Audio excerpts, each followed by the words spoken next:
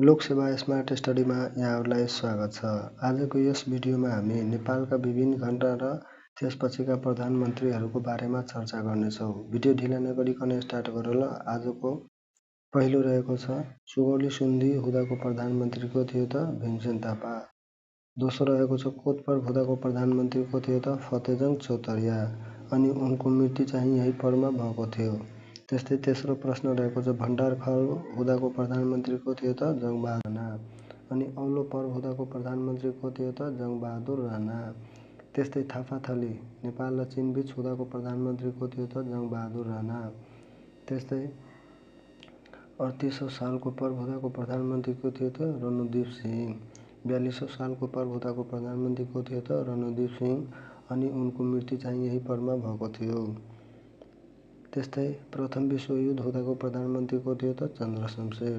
दोस्रो विश्वयुद्ध हुँदाको प्रधानमन्त्री को थियो त? जुद्ध शमशेर। त्यस्तै युएनको स्थापना हुँदाको प्रधानमन्त्री को थियो त? जुद्ध शमशेर। त्यस्तै 2007 सालको आन्दोलनपछिको प्रधानमन्त्री को थियो त? मोहन शमशेर।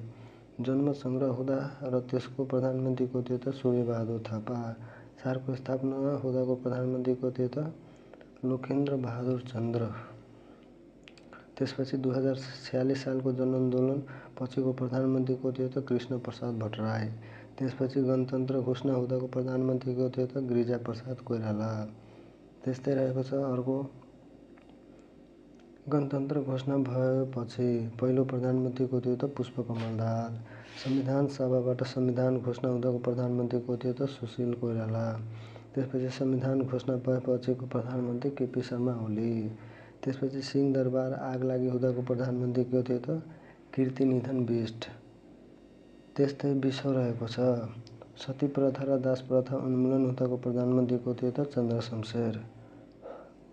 त्यस्तै वीरता उन्मूलन हुँदाको प्रधानमन्त्री को थियो त? बीपी कोइराला। र यो तपाईहरूको प्रश्न हो जनजी आन्दोलन पछिको प्रधानमन्त्री को हुन्? आफ्नो एन्सर कमेन्ट गर्नुहोस्।